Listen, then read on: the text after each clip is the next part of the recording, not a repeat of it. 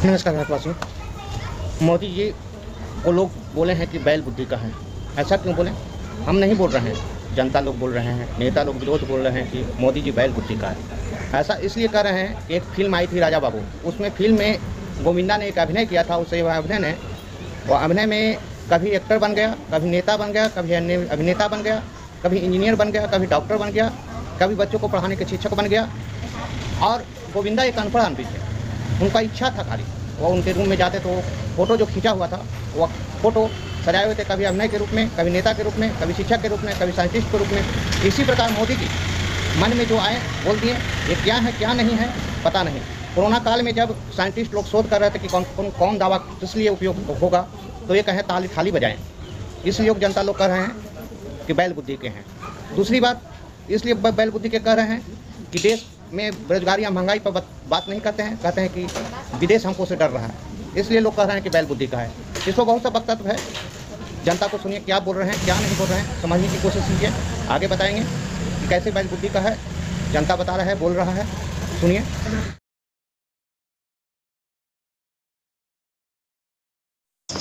बमुश्किल 9वीं पास फर्जी डिग्री धारक श्रीमान नरेंद्र दामोदर दास मोदी को देश की जनता गधा बुद्धि बोल रही है, बैल बुद्धि बोल रही है, शाण बुद्धि बोल रही है। गैस से उसे नाले से गैस निकालना, ये कहाँ का बुद्धि काम है? किसी ने निकाली आज तक? कोई चाय बना लेगा?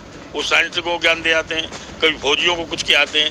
तो उनकी बुद्धि जो है, रामायण में लिखा है, जाको प्रभु को धारण देही ताकि मत पहले हल्ले। पढ़े लिखे व्यक्ति को क्या कहता है? पकौड़ा तले। तो बुद्धिहीन व्यक्ति है, और मोदी जो है बैल बुद्धि का व्यक्ति है। माना कि आपके पास इंटायर पॉलिटिकल साइंस का सर्टिफिकेट है, लेकिन हरकत ऐसा मत करिए कि लोग कहें कि सही में अनपढ़ है। क्या जब बुद्धि होती तो कोई घर में चीज लाता है और घर का सामान थोड़ा बेचता है? घर का सामान बेचना, घर का विनाश करना, ये बुद्धिहीन का ही तो काम है। लंकापति राजा रावण प्रभु श्री राम को बालक बुद्धि कहा, पूरे लंका का तहस नहस हो गया। योगी राजकृष्ण को कंस बालक बुद्धि कहा, बालक समझा, उसका भी पतन हो गया। पूरे महाभारत में कौरव पक्ष ने योगी राजकृष्ण को इसी तरीके से जो है समझने की भूल की, जैसे नरेंद्र मोदी समझने की भूल कर रहे हैं, उनका भी पूरा समूल नाश हो गया। आप कैसे व्यक्ति को जो कहते देश के नौजवानों को कहते पकौड़ा तले? सेना एक थी, उसको 200 में मार दिया, तो वो क्या है? वो बुद्धि ही नहीं तो काम है। तो बुद्धि देख लिया ना पूरे देश ने। जब इस देश में कोरोना आया था, आपको याद होगा, जब साइंटिस्ट दवा की खोज कर रहे थे, तो उस समय ये महाराज क्या कर रहे थे? ताली बजाओ, ताली बजाओ। इसका मतलब इनका दिमाग गड़बड़ हो चुका है। सर ये बताइए, देश के प्रधानमंत्री जो है वो विपक्ष के नेता को जो है बालक बुद्धि कह रहे हैं, क्या कहेंगे इस पे आप? नरेंद्र मोदी, नरेंद्र दामोदर दास मोदी, उनके बारे में क्या क्या बताया जाए। वो कभी पुलवामा में जब अटैक होता, उसके बाद जब बालाकोट होता है, तो वो कहते हैं कि वो रडार जो है वो आसमान में बादल थे इसलिए पकड़ नहीं पाया। कभी वैक्सीन पर ज्ञान देते हैं, पता नहीं 10वीं पास हैं कि 12वीं पास हैं कि ग्रेजुएशन है, मालूम नहीं। बच्चों को एडवांस बताते हैं कि तुम कैसे जेई टॉप कर जाओगे, कभी कुछ बताते हैं। कभी वो इसरो के साइंटिस्ट को बताते हैं कि कैसे मून में लैंड करोगे। तो एक फिल्म आई थी राजा बाबू, मालूम है ना? उसमें गोविंदा एक चरित्र करता था और उसके घर में तमाम तरह के फोटोग्राफ्स लगे हुए थे, याद है? देखा चित्र को? विजुलाइज करो कि किसी में वो वकील के चित्र में है, किसी में वो डॉक्टर के चित्र में है, किसी में वो अध्यापक के चित्र में है, किसी में नेता के चित्र में है। लेकिन एक्चुअली जीवन में राजा बाबू गोविंदा अनपढ़ होता है। तो किसी अनपढ़ व्यक्ति की या चौथी पास या 5वीं पास या 9वीं पास व्यक्ति के बारे में क्या बयान दूं मैं? उसकी सोच ही ऐसी है। उसकी सोच, जैसे चलते हो ना सड़क पे सांड चलते हैं, तो ऐसे आदमी सांड बुद्धि के होते हैं। वो चल रहे हैं, वो सबको मारते रहेंगे, सींग मारते रहते हैं। तो ऐसे आदमी का क्या करोगे जो सींग मारता रहे? वो सबको सींग मारने के लिए घूम रहा है, लोगों को घायल कर रहा है। लाखों आदमी इसके गलत नीतियों के कारण कोरोना में मर गए, ऑक्सीजन की बिना सप्लाई के। इसके कारण मैं किसान आंदोलन में रहा हूँ। 13 महीना में सड़कों पर बैठा दिया, 750 किसान शहीद हो गए। और इसने क्या किया? अडानी अंबानी का दलाल है ये दलाल आदमी। एक पोस्ट ग्रेजुएट व्यक्ति जो एमफिल किया हो, जो विश्वविद्यालय स्टीम विश्वविद्यालय से पढ़ा हो, ऑक्सफोर्ड जैसे विश्वविद्यालयों से पढ़ा हो, कैम्ब्रिज जैसे विश्वविद्यालयों से पढ़ा हो, जो देश को समझता हो, जिसकी एक देश के बारे में एक सोच है कि किस तरीके से मजदूरों को, गरीबों को, किसानों को अपलिफ्ट करना है, जो गांव में गरीबों की झोपड़ियों में जाके रहता हो, जो कभी राजगीरों से, राजमिस्त्रियों से मिलता हो, कभी वो कुलियों से मिलता हो, उनके दर्द को समझता हो, वहीं पर नरेंद्र मोदी, क्योंकि उसके पास, नरेंद्र मोदी के पास कोई जवाब तो है नहीं, तो इसलिए नरेंद्र मोदी कुछ ना कुछ जुमला छोड़ता रहता है। इसलिए नरेंद्र मोदी के इन जुमलों पर हमें बहुत ज्यादा वो नहीं करना चाहिए। नरेंद्र मोदी एक साण बुद्धि व्यक्ति है। लोग कहते हैं बड़े अच्छे बुद्धिमान व्यक्ति है नरेंद्र मोदी, सारे मुद्दों की उनको समझ। मैंने क्या कहा? राजा बाबू फिल्म में जाओ, जिसमें गोविंदा का चित्र को देखो, नरेंद्र मोदी एक अनपढ़ व्यक्ति, और उससे ज्यादा हमारे 5वीं क्लास के बच्चे को ज्यादा जानकारी है। तो आप उनको साण बुद्धि बता रहे हैं? नरेंद्र मोदी साण बुद्धि व्यक्ति है। साण बुद्धि कह रहे हैं, वो ठीक लगता है? अभी कोई कह रहे थे, हमारे उपाध्याय जी ही कह रहे थे, बहुत अच्छी बात कह रहे थे कि कंस भी, मथुरा के रहने वाले हैं, कह रहे थे कंस भी कृष्ण भगवान को बालक बुद्धि कहता था, तो कंस का संहार कृष्ण ने किया।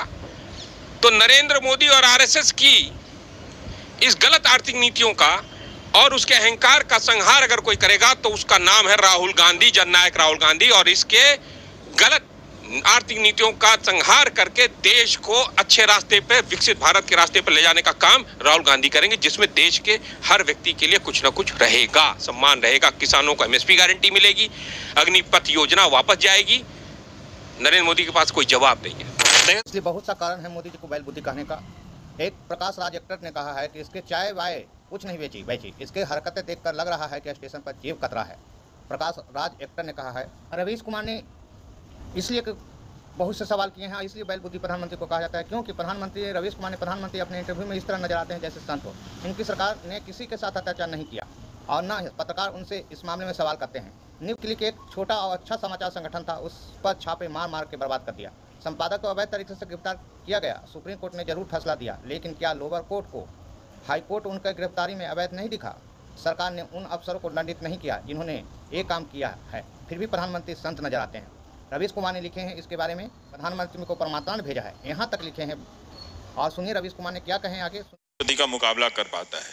वॉशिंगटन पोस्ट छाप देता है कि हमारे राष्ट्रपति 700 दिनों में 7,000 से ज्यादा झूठ बोल चुके हैं। यहाँ तो वो गिनने की मीटर नहीं है, वरना हमारे प्रधानमंत्री ने एक काम तो किया ही है, कई और अच्छे कामों के साथ, कि उन्होंने पब्लिक स्पेस में झूठ को लेजिटिमाइज कर दिया है कि झूठ बोल सकते हैं आप ये भी झूठ बोल सकते हैं कि जो न्यू पेंशन स्कीम में अपना रजिस्ट्रेशन कराते हैं वो रोजगार बढ़ गया। बहुत सारे लोगों ने बताया कि हम तो 20 साल से नौकरी कर रहे थे, अब पेंशन मिलने वाला नहीं। रिटायरमेंट के समय हमने एनपीएस खोला तो हम एम्प्लॉयमेंट में गिना गए।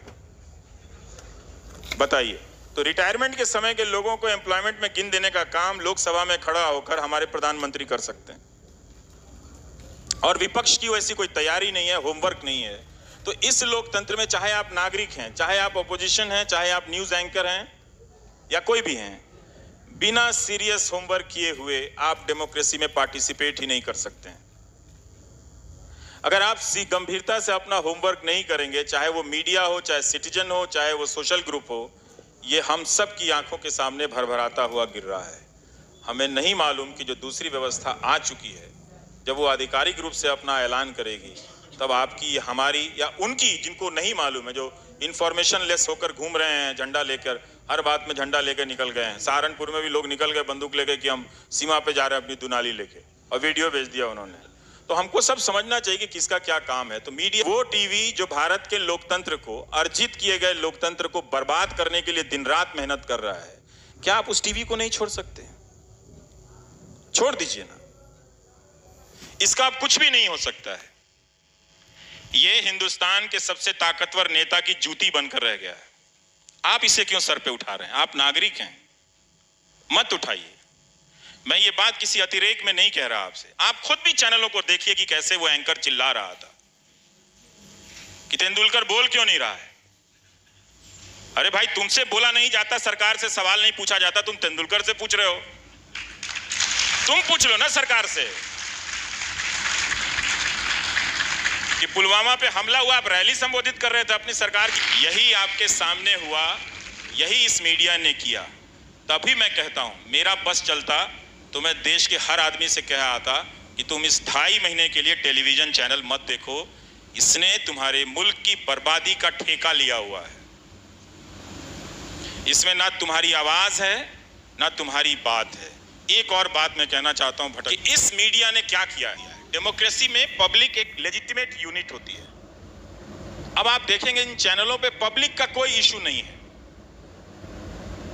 कोई इशू पब्लिक का नहीं है। किसी भी तरह से किसान आते हैं तो किसान का इशू नहीं है। ये आजकल अर्धसैनिक बलों की तरफदारी करने में लगे हुए हैं, उनकी शहादत का फायदा उठा रही है न्यूज चैनल वाले। लेकिन जब वो आए थे हजारों की संख्या में, अपने पेंशन की मांग को लेकर कोई नहीं गया था, कोई नहीं गया था। और आज भी मैं कहता हूं कि तुम 1 घंटे का प्रोग्राम इनके पेंशन के लिए करके दिखा दो, करके दिखा दो, वो नहीं कर पाएगा। तो उसने हर किसी ने जाके जो नागरिकों को, जो पब्लिक को डिलेजिटिमाइज किया है इस टेलीविजन ने, अगर पब्लिक ये बात नहीं समझेगी तो बहुत देर हो चुकी है। अब इस देरी का नतीजा भुगतने का टाइम आ गया है। और इसी डिलेजिटिमाइज करने के कारण जो ये समर्थक बनाए हैं इसको हटा के, वो ये वही ग्रुप है जो इतना ताकतवर अपने आप को महसूस करता है, एंटाइटलमेंट उसका इतना है कि वो सुबोध कुमार सिंह को भी मार देता है और अखलाक को भी मार देता है। गाय दोनों जगह है, लेकिन वो भीड़ जो है बिना जाने समझे वो मार देता है। तो ये जो टेलीविजन ने जो कांड किया है इस देश में और जो कर रहा है, आप हर रात जाकर आप देखें और पता करें कि ये क्या करे। तो ये क्या बदलेगा? नहीं बदलेगा। इसका विकल्प हमको ढूंढना पड़ेगा। इसका विकल्प हमको विकल्प के रूप में मीडिया को खड़ा करना पड़ेगा। जो उद्योगपति हैं उनमें हिम्मत नहीं है, उनमें हिम्मत नहीं है। उनकी कोई फाइल पकड़ी जाती है और फिर अचानक टेलीविजन चैनल का लाइन बदल जाता है, उनमें हिम्मत नहीं है। तो हमको अगर डेमोक्रेसी को बचाना है, लड़ना है, तो अपने एक मीडिया संस्थान को ऐसा बनाना होगा कि ज्यादा से ज्यादा वो नैतिकता पर खड़ी हो।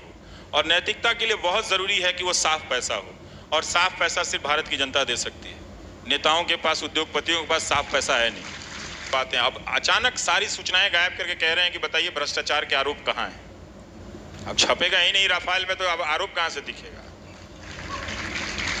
और ऐसे समाचार देखने के लिए चैनल को लाइक, सब्सक्राइब, बेल आइकॉन घंटी दबाएं।